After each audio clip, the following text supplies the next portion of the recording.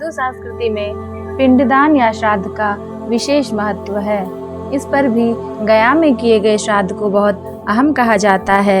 यही नहीं, कहा गया है कि फल्गु नदी के किनारे किया गया श्राद्ध पूर्वजों के लिए सीधे स्वर्ग का रास्ता खोलता है, ऐसी मान्यता है।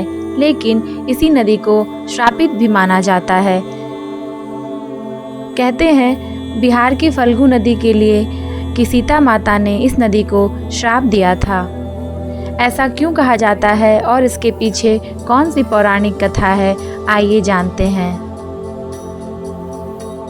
वाल्मीकि रामायण में सीता जी द्वारा पिंडदान देकर दशरथ की आत्मा को मोक्ष मिलने का संदर्भ आता है।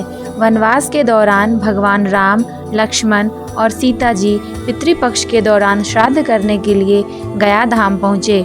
वहाँ श्राद्ध कर्म के लिए आवश्यक सामग्री जुटाने के लिए राम और लक्ष्मण नगर की ओर चल दिए।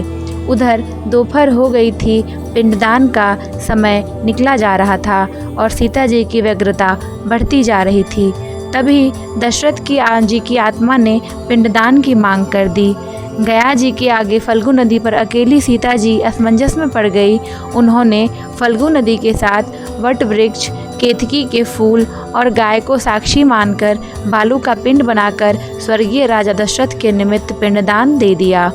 थोड़ी देर में भगवान राम और लक्ष्मण लौटे तो उन्होंने कहा कि समय निकल जाने के कारण मैंने स्वयं पिंडदान कर दिया। बिना सामग्री के पिंडदान कैसे हो सकता है? इसके लिए राम ने सीता से प्रमाण मांगा। तब सीता जी ने कहा कि यह फल्गु नदी की रेत, केतकी के फूल, गाय और वट वृक्ष मेरे द्वारा किए गए श्राद्ध कर्म की गवाही दे सकते हैं, लेकिन फल्गु नदी, गाय और केतकी के फूल तीनों इस बात से मुकर गए। सिर्फ वट वृक्ष ने सही बात कही। तब सीता जी ने दशरथ का ध्यान करके उनसे ही गवाही देने की प्रार्थना की। दशरथ जी ने सीता जी की प्रार्थना स्वीकार कर घोषणा की कि ऐन वक्त पर सीता ने ही मुझे पिंडदान दिया। इस पर राम आश्वस्त हुए, लेकिन तीनों गवाहों द्वारा झूठ बोलने पर सीता जी ने उनको क्रोधित होकर श्राप दिया कि फल्गु नदी, जा, तू सिर्फ नाम की ही नदी रहेगी, तुझ में पानी नहीं रहेगा। इस कारण फल्गु नदी आज भी गया में सूखी रहती है। और गाय को श्राप दिया कि तू पूज्य होकर भी लोगों का जूठा खाएगी, और केतकी के फूल को श्राप दिया कि तुझे पूजा में कभी नहीं चढ़ाया जाएगा। वटवृक्ष को सीता जी का आशीर्वाद मिला कि उसे लंबी आयु प्राप्त होगी और वह दूसरों को छाया प्रदान करेगा तथा पतिव्रता स्त्री तेरा स्मरण करके अपने पति की दीर्घायु की कामना करेगी।